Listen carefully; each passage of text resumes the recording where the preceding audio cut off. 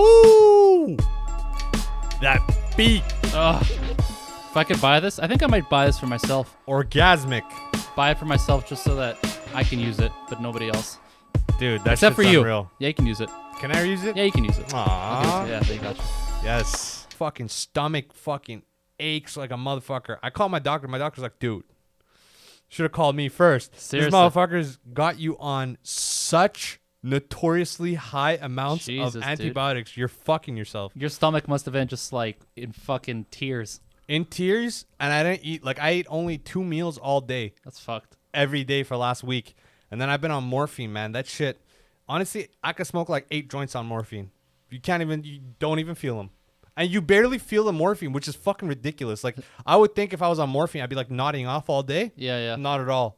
Barely felt like it just felt like I didn't have any pain. Yeah. 0 for 5 in preseason. Let's be honest though, LeBron and Westbrook were out for 3 games. I didn't want to say I didn't actually call it. You didn't call shit, son. But I did see an interesting stat about this. The last time the Lakers went 0-5 was the 2012-2013 Dream Team that they made with Steve Nash and Dwight Howard and all those guys. That was the last time they went they went for a big donut in the preseason.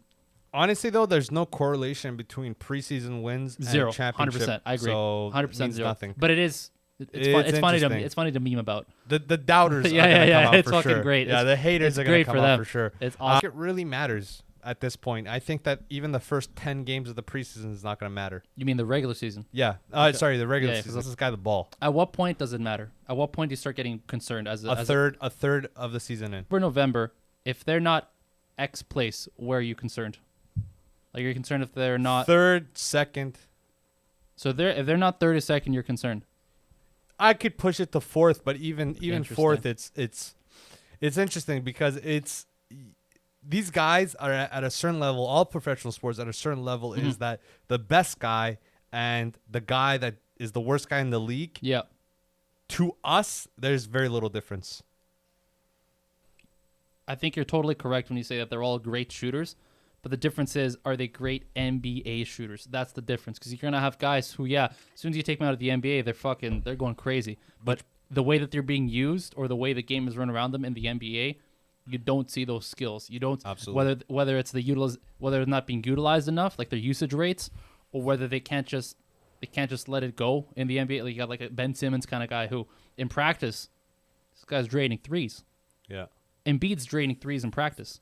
But in the game, Ben Simmons isn't launching a three for whatever the fucking reason, whether it's a mental thing or whether it's his coach is like, just don't hit threes. That's fucking perfect. I mean? Yeah, that brings me to my point. The only difference between the 8th seat and the 1st seat, if you take away superstars, is confidence. Yeah, it's huge. So anytime you see, like we saw it with the Nets, right? Mm-hmm.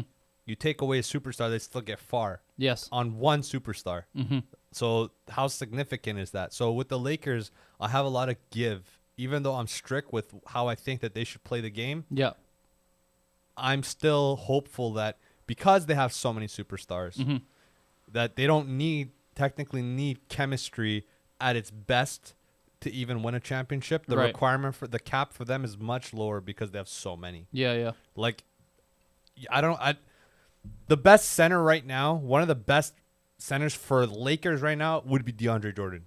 Yeah. A backup for him would be Dwight Howard. Like, if I had to pick this team, it would be similar except for the bench. But again, when you have all these guys, man, how can you build a genuine bench? It's so hard. It's tough. To be fair, Dwight Howard's been a great bench player the last 3 years. Have you seen his contract? It's fucking the only contracts that are silly are LeBron, obviously, Westbrook. It's a higher contract than fucking LeBron. Go fuck yourself. I mean, fucked up with Davis, okay? Yeah, quite a bit, actually. But hold on. Tell the viewers how much the Davis contract is. Hold on. Okay, $35 million. But what, shut 35? your mouth. 3 to 4. Shut your mouth. 3 to 4. Carmelo Anthony, $1.6 million. Go fuck yourself. Are you fucking kidding me? Kendrick Nunn is getting 5, son. Well, yeah, Kendrick Nunn's like 22. Okay. Talon Horton Tucker is getting 9.5. What is going on? If you actually think about it, it's basically everybody's getting bank except... Sorry, 3 guys are getting bank, everybody else is getting dick. Well, hold on. I would say... Except for Horton Tucker, that's like... Kendrick Nunn, I'd say he's getting bank too, considering Okay, hold on. How dare you ever put Kendrick Nunn in front of Carmelo, listen to this, DeAndre Jordan, Rajon Rondo. Okay. These guys are Dwight Howard. These guys are way past their primes. All the guys are named. Sure. But out of respect. No. That's why they give them veteran contracts. That's why they're structured differently. I understand that, but I guarantee you guys, right here, right now, October, what is it, 16th, 10:54, that Dwight Howard, Trevor, I'll even go Trevor or fucking, actually, no, that's bullshit. I'll go Dwight Howard, DeAndre Jordan, Carmelo Anthony are going to have better stat lines than fucking Kendrick Nunn and fucking Talon Horder Tucker. Who are you going to pay more? The guy who's projected to actually do better over time, or the guy who's almost guaranteed to just do worse over time because he's been doing worse year after year after year? I'll answer your question, but I'll give you a rebuttal first, okay? Sure. You can't record clutch. That doesn't. You're not. Fuck Listen, that. You let me talk. You need to use numbers. I'm talk. saying be a business owner. You need to let me talk. Be a business owner. I am. You're not. I'm being a business owner, but I'm also being a fan. Listen. We're not doing that. I'm doing it right now. No, we're not. I'm going to go into it, but that's my first point. But let me speak so I can get to my second point. Okay? So clutchness, you can't record that. Chemistry with LeBron, Westbrook, Davis, you cannot record that. That being said, we just saw the numbers, okay? So, would I pay him more? Maybe, right? However, Kendrick Nunn is not like getting superficial, like super insane numbers that I would say he deserves to get 5 times the salary. That's not what I think he's on a rookie contract. Then Carmelo should be getting paid at least that. You know why I also say fuck that? These guys have access. They know how much these guys have been getting paid year after year after year. If Carmelo just was coming off of a $2 million contract with whoever the fuck is, why are you going to pay him more? Just pay him the same. Fuck your respecting. You got to be a ruthless business owner. You know this guy's going to easily take $2 million? Just fuck it. Give him $2 million. You know what I mean? Like, why are you going to pay him more? I would say because that's the worst negotiation. You want to pay everybody as the least amount that you can. You're a business owner. You want to keep your money, invest so you can make more money, but you don't want to. You want to keep your margins as best as you can. Okay, Talon Tucker doesn't deserve $10 million then. Why not? 9 points. What 7 what points. was it? Shooting guard? Yeah.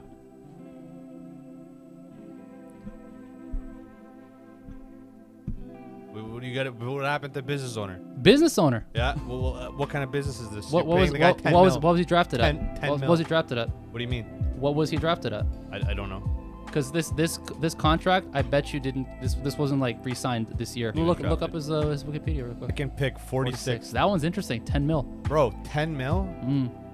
It makes no sense. He must have had an amazing college career or something. Must have. By what you're saying, your definition of a business move, Kendrick Nunn should be getting paid more than him. Yeah, well, I would say so. So it doesn't. I don't think that's exactly what it relies on. That's my whole point. It's like you have this strict guideline of business. That's how these owners do it, man. Sure. They're not. But where are you getting that information from? What do you mean? Well, they're not doing it from a fan mentality. How do you know this?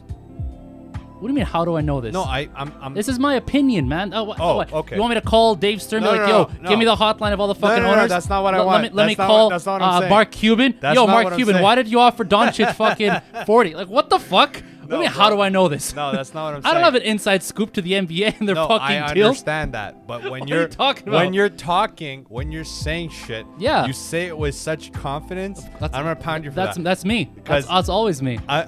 You say it with such confidence, and the fact that I rely on your facts, but now I understand how you compile it, right? Yeah. How you do it is this: you give like 80% facts, right? And then there's this 20% bullshit that you hide. There's no bullshit with an opinion of these facts, right? There's no bullshit at all. You'll be like, this is how the business guys think. I'm like, okay, well, by that idea, this doesn't work out, and you're like, well, this is my opinion. It's like, well, it's not that. I but like that. It's no, I like it. It's not bullshit. It's like, yeah, it's an assumption because we don't. None of us know. Exactly. If that was the case, we just wouldn't talk about this at all until we knew everything. But that's not fair either because we want to have a conversation about it and like a real discussion. Like, what do we think is going on here? right? I think it's an interesting way of thinking that you have there, because it's very it's harder to pinpoint that than somebody that comes with straight bullshit. You know what I mean? Sure. Straight bullshit is very simplistic. You'd like, okay, well, yeah, you could see through it right away. when you see calculated bullshit, that's Shut the it's fuck up. refreshing. It's like, with really this, refreshing. Dude, if we were talking about this like for real, Yeah. we'd be slapped in the face right away from people who know what they're talking about, because they're like, listen, kid, there's like 100 different fucking reasons why we did these decisions and why we didn't do these other decisions. Yeah. No, I understand. Because like we're looking at the easy ones, like, oh, I love Carmelo, he doesn't get paid enough, and I'm like, oh, Kendrick Nunn's a young guy, he should get paid a lot. Yeah. But then the guy's like, no, honestly speaking, it's because his fucking agent blew me in the park the other day, and so I have to pay him more. Otherwise, he's gonna go to the other team and screw me. You know what I mean? Like, who knows what the real reason is? Probably, man. You know, it's fuck knows. Clip that. Clip it for sure. Okay, let's move on to our other sport events. I know you're not really into bodybuilding because I don't know about you. I'm into the big stuff, like the Arnold and Olympia. Did you watch Olympia? Did not. Okay, so you're not into it. I used to. Okay. All right. Back when. Don't tell me when Ronnie was doing it. No. Back when Phil Heath was legit. Like 3 years ago. Before his gut. 3 years. It's like 5 at this point. Before he had a gut. 2011 is when he. That was first 12 was his first title. 12 was his first one. And I think up until 15 or 16, he was like fucking pretty solid. He's got 5, so. I'd say his third title was like. 18 was his last, I think. Okay, so I'd say like 16ish was when he was like, for me, and it was that's when he was like. No, I agree. Because he got a huge gut, and then. I honestly think past the first year, it kind of. His first year was impressive. First 2 years was amazing. His bubble got there. I'm seeing the same thing happen with Ramy. Ramy's getting too big, and it's a lot of that IGF-1 and insulin. He was always big, wasn't he, Ramy? No, they call him Big Ramy? I'm talking about bubble gut big. Right? So he has a big. How these bubble guts happen is first you'll have if you're just on steroids, you will never have a bubble gut. Yeah. Okay. Even the guy with the worst waist genetics will still have a small waist. Yeah. Compared to his shoulders. Sure. Okay. But when you take like insulin and stuff and IGF. What it does is it makes fat around your organs. Temporary fat. Because when you stop taking it, the fat goes away. Okay. It's ununderstood. Like in science, it's not really understood 100% how it works out. Right. At least that's what I've seen. Now, that being said, when you do like GH, insulin, IGF-1, and then now there's like in Egypt, there's a lot of new medications that they take, like myostatin inhibitors. Okay. I don't know if you know what that is. You've mentioned it a bunch of times on this podcast. It's most retarded fucking drug because it's literally going against your genes. It's stopping your genes from stopping you of getting bigger than your genes allow you to get. Right. Which is when you start using that stuff, your waist starts going wide first, and then you start getting a bubble gut afterwards. So right now, Ramy's waist is going wide. So it's more than just because I've heard from little that I know, people are always like, oh, it's got a GH gut. So it's more than just that. There's other reasons for it as well. You know how in like conspiracy theories, there's like memes about them. The meme's not necessarily true about the conspiracy theory, but they're the most famous or popular idea. This is the same thing. GH gut is not necessarily from GH because I know lots of guys that just do GH and steroids and they don't have a bubble gut. Interesting. Right? It's not just that. It's high use of GH, high use of insulin, high use of IGF.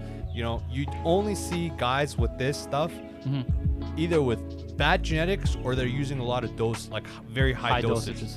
So it doesn't look good. It's like it's terrible, man. Like a lot. I'd rather be small. Like I'd rather never do steroids than do that. Like I'd rather look like a Korean pop star than fucking do that shit. Because it doesn't. That's your fucking soundbite right there. Yeah. I'd rather look like a Korean. You've been watching too many K-dramas, bro. Bro, that shit's honestly, bro.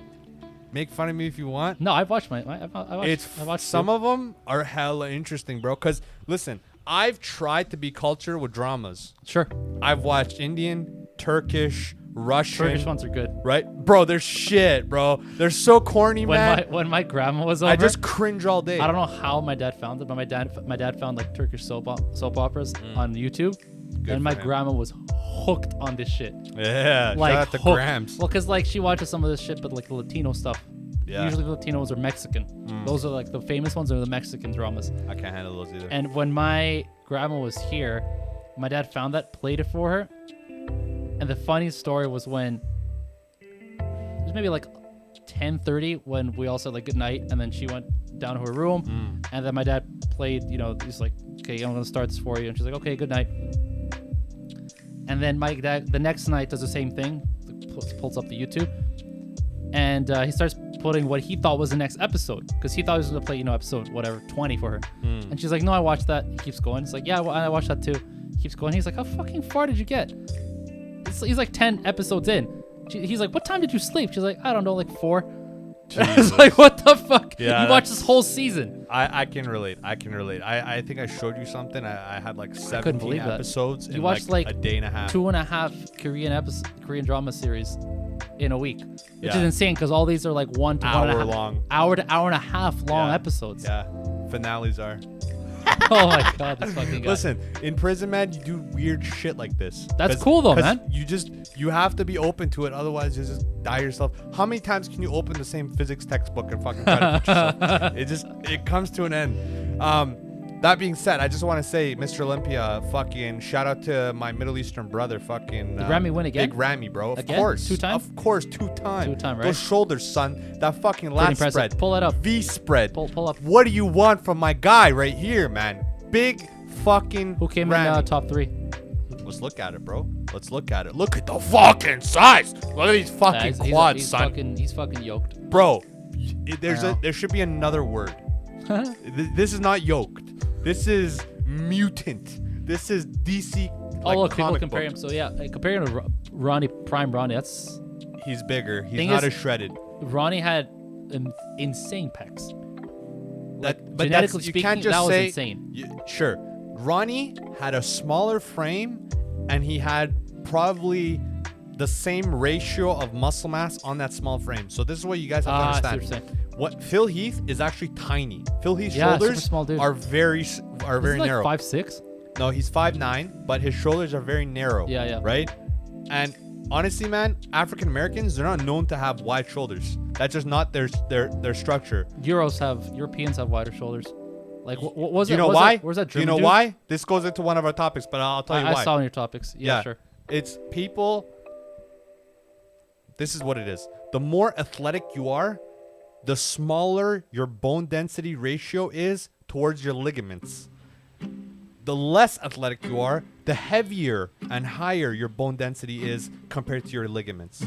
So, like Neanderthals, and there's another subspecies of, I guess, caveman that came from India, but Neanderthals alone, they have the bigger, thicker bone structure, like knuckle draggers, literally. Like those are Neanderthals, right? So that's why guys like Rami, lighter skin, even though he's Middle Eastern, lighter skin than an African guy, right? So he's gonna have bigger bone structure. Yeah. If you just look at his shape, if you look at his measurements, way bigger than Ronnie. That reminds me, I finally remember the guy's name. Marcus Rule was the other guy. Yeah. Was that him? Marcus Rule, yeah. Rule, right? Yeah. It was Rule, yeah. Yoked. Like he had shoulders weird biceps though. He had weird, like, yeah, in general, but like his shoulders were like ridiculous. Fucking refrigerator. Yeah. So it really goes down to that. These guys, man, like the amount Let's see, I guess Rami 2021. Let's see what circles. Yeah. Because like whatever reason, but whatever. Okay. And I've dated some of these fucking bikini fucking competitors, bro. 1 week you'll be talking to her and they won't be telling you the stuff that they take. Sure. And then the next week you'll call her and her voice is deeper. It happens just that fast, bro. Bruh. You gotta run. Hey, Armin. No! God damn it! Can I speak to Shelly? This is oh fuck. This is Shelly, you fuck. Damn it. It's over. Shelly, I gotta go. So these guys do not claim natty. Absolutely, dude. How dare you? No, I know that. This guy in person looks ridiculous. In person, his arms will be your thigh. I know. So he's not. I've seen this guy. People talk about this guy on YouTube. It was He's only about 235, 240 on stage at 5'11". So this is what Mr. Akbashlu would look like. If I was 235 with this body fat. You would be more like a 212 kind of guy. How dare you? How dare you? Okay, moving on, man. Let's move on to. I definitely don't. Yeah, well, like, do it, but like, Should we go do it? The last half we were talking about. Okay. So, not the first half. So I'll do it like this because we got a couple strikes from YouTube, man. Fuck you guys. Listen, history is always taught. You said something interesting. I'll let you finish it, but I'll start it. In my opinion, history is always taught by the area you're studying history in. So whether that's the conquerors of that area per se, maybe, I don't know. But all I'm saying is, like, when I was in Iran, you were taught the perception of history through what the regime in Iran wanted you to see. Yes. If you're in Russia, same thing. If you come to Canada, same thing. If you go to America, same thing. So it's not, honestly, man, you have to go, even university level, I think, you have to go beyond that by yourself to really understand. At a certain point of time, you're going to read certain things that you're going to turn your mind slightly into conspiracies and like black pill and like how all governments fucked and all that. Sure. And then people are eventually going to be like, man, that's fucked. Like, there's really no hope. Like, all this happy shit, be happy you're living, blah, blah, blah. We are all doomed. That's where it leads to, right? Once you really see how history unfolds and how it repeats itself over and over time, and how you see, like, any color, any shade have killed, raped, enslaved, every culture has done the same. Even Buddhists, even monks, even the most respected high integrity people, they've done the same shit. Sure. So I think history in general is taught wrong. We should be taught everything, but it's almost impossible to do this. It's way too much. Because how can you go back, Hector? What do you mean? How can you go back? How do you know that this is what it is? How do you know the history books? I don't like that line of thinking. I don't like the whole, like, oh, were you there? You weren't there, so you can't. It's like, no, man, we're not going to do that, because at that point, then you guy with no ego, with true intellectual and all that, you will actually see them keep studying. They will continue studying whatever it is that their area of focus, whether that's Iranian Persian history, whether that's South American, whatever. So they don't just, look at one thing, read one thing, and they're like, okay, that's it, this is the truth. They will keep looking at it. They will keep studying and investigating to keep learning more. Nice. Ooh, what you got for me? You're gonna switch it on me. Yeah, nice little urban fucking dictionary, baby. I got some good ones this week. What you got? And I just looked them up. Oh, so that's why you're smiling. I was like, what the fuck? You know there. So we'll start backwards, okay? Okay. So you ever hear the saying whore? Like the typical whore? Yeah. Typical whore. Yeah, sure, you know what I mean? Yeah, typical shit. Who would pronounce whore? Whore? Yeah. Whore. Yeah. Not like Canadian. Think more European. Whore. Fucking Netherlands? Dutch? Nope. Irish. Okay. So the phrase cute whore, or how do you say, like, how would you? Whore. I don't know. I'm making that up. Yeah. Cute whore? So it's describes a slippery customer. A slippery customer? Yeah. Like a guy that managed to get out of paying, or? Nope. So how it works is, back in the day, there was a lot of famines and a lot of men didn't work. So the women in Ireland would sleep around to get merchandise. Okay. So that's how merchants would call, like, okay, that guy's wife is a cute whore. Because, sucky. Yeah, sure. Little piece of bread, baby. Yeah. You know what I mean? What's a... okay, so I need... What? What? Are you doing the Persian version of no, Urban Dictionary? I was just going to go jihadi real quick. Oh, my God. So use all of the ILFs that you've learned, that I've taught you this far. Yeah. For this presentation. Okay. What's a kilf? A kilf. Or a sylph. C-I-L-F. Oh, C, not K. Yeah. I was like, fuck's K. Sylph.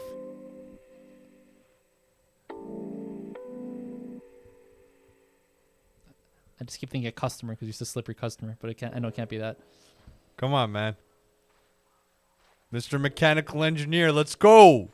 Where's the boiler room? I don't know. What is it? So the boiler room lies here, bro. A kilf goes down to, shout out to my anime people, cartoon I'd like to fuck. Right? Naruto! Yeah, I got you. And finally, what's a skullet? A skullet? Yeah. So it's not. It's like I'm guessing mullet. So you have a mullet, a skullet. Is it just like the top, like a bowl cut almost? Nope. Or is it like where it goes down? Nope. Or that's all you have? Nope. Ugh, I don't like where this is going.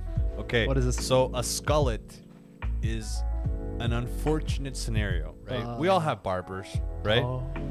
But when God is your barber, you have no choice, right? When God is your barber, Sure. you just have to submit, right? So skullet is a guy that has a mullet, but over the years, Oh, he's been going I know bald. this. So, I know. I've seen so these. his hairline starts at the skull. This is Hulk Hogan is what this is. Exactly. This is a Hogan. Why do we not take horror seriously? Like, what is it instinctively Back on the horror talk. Okay. that we don't take horror seriously? What do you think it is? What Or I don't even want to say horror, because you know what, man? It's 2021. We're About not- to be 2022. You're not Let's be slut-shaming? liberal. Wow. Let's be on the algorithm. Look at my guy. Not. Yeah. You know what I mean? I'm not even trying to be political. Just let's be on the algorithm. Sure. Okay? Why do these young, dashing ladies, right, aren't taken in by men on a general consensus? By high value men. By high value men. Well, the high value one's a pretty easy question, but I guess you mean in Easy- general. I'm, right? I'm talking about general. Even like general. a regular Yeah, average that's what I mean. Joe. Yeah. You know, Kevin, fuck your face, Samuels. I got you. You know, whoever. Why? I think for a lot of guys, they want to feel like whatever they have is theirs to a degree. They don't want that shared. I know a lot of guys in general are actually pretty possessive.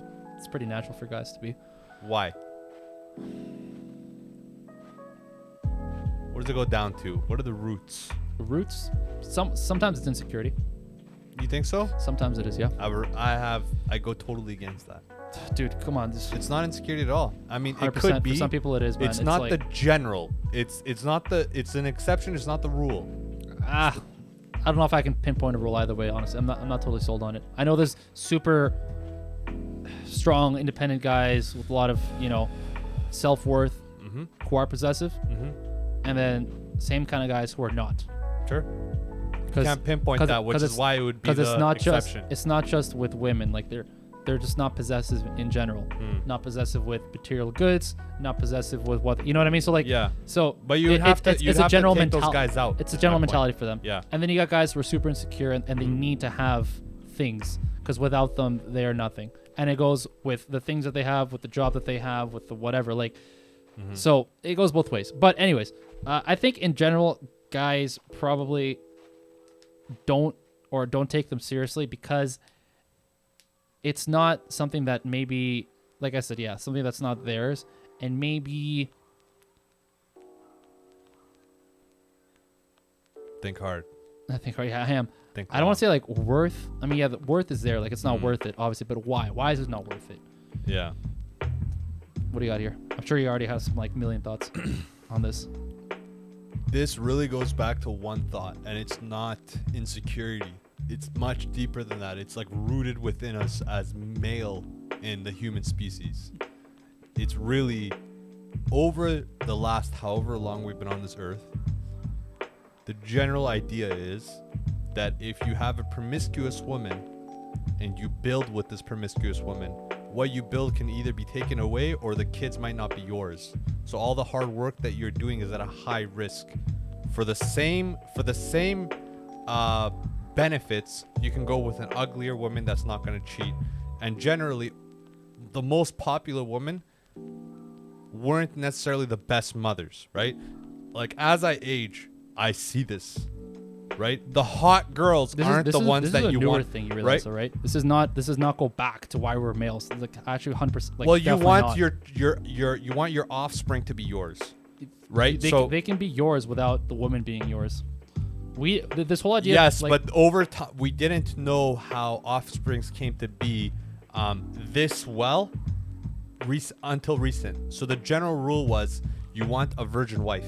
That's why you wanted virginity, and you would test that, right? In Iran, like in Islam, you test that, right? Before marriage, you test virginity, and that shows purity. That shows security, right? When you say insecure, I mean we live in a new age where dude, a random guy from high school had already had numbers like 50, 100, right?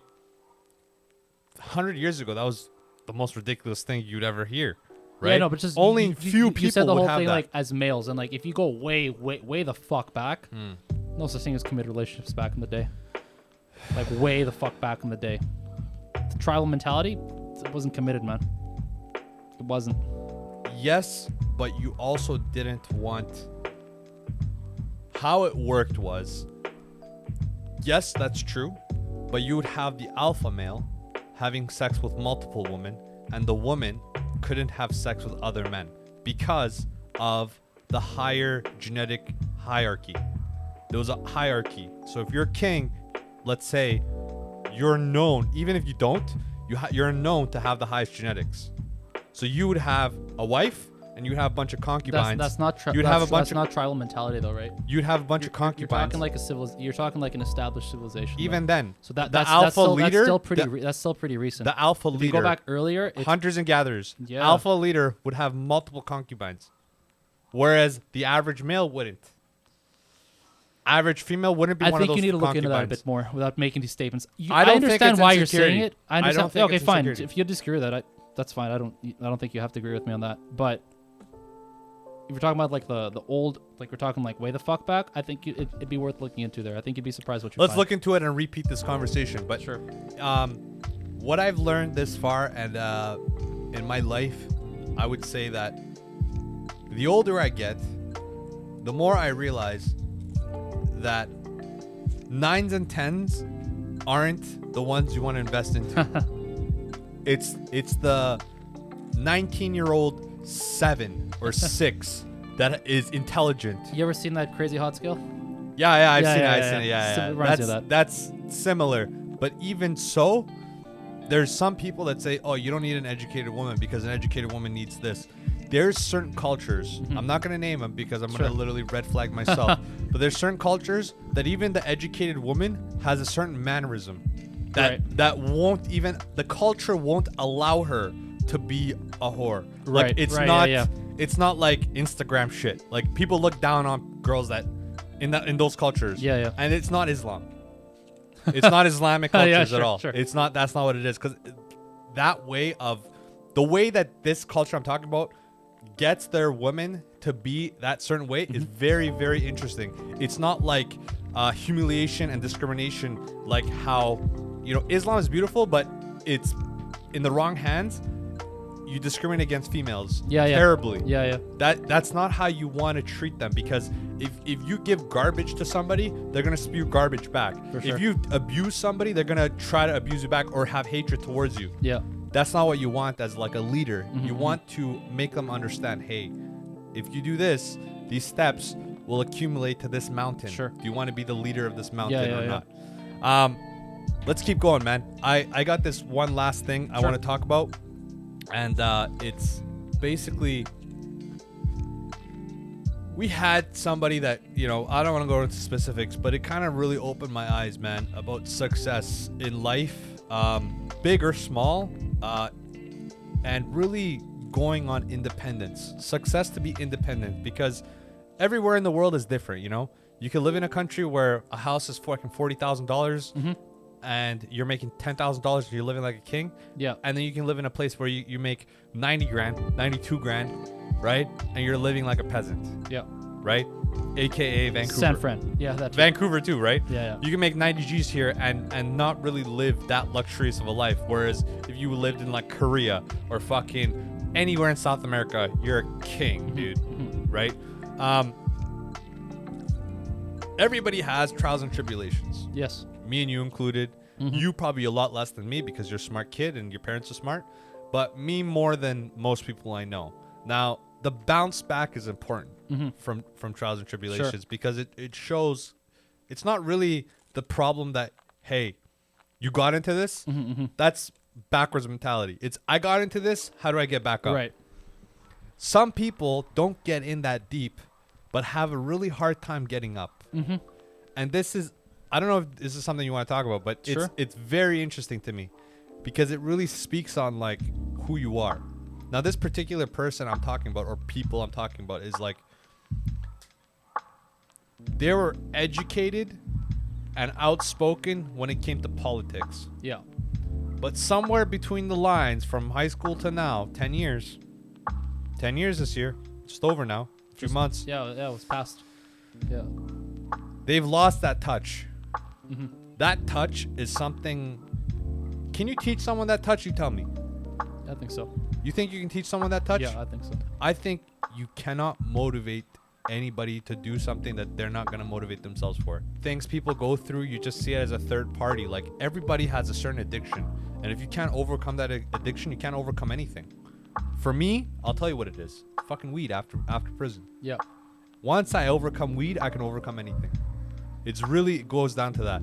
And some people, it's not that. It's getting a job, getting a place by themselves, you know? Yeah. What do you think is the difference? What do you think triggers that? Is it a hungriness for success? What is it? I think it's different for a lot of people, man. I think there's some people who are never going to get out of that spot unless they get help. And I don't mean like professional help. That's one option too, actually. But what I mean by help is accidentally or on purpose. So there's on purpose where, you know, you seek help, where you realize, you know what, whatever situation I'm in, whether it's, you know, I've been with the wrong girl for like 5 years, or whether you realize you've been in the wrong job, or you don't even have a job for X amount of years, or whatever situation, whatever thing going on with you, you realize has got you in a bad spot. If you realize that you need help, you're actually in a lot better spot than a lot of people. A lot of people are in these places and they have no idea that they actually need to get help. They're fucking delusional.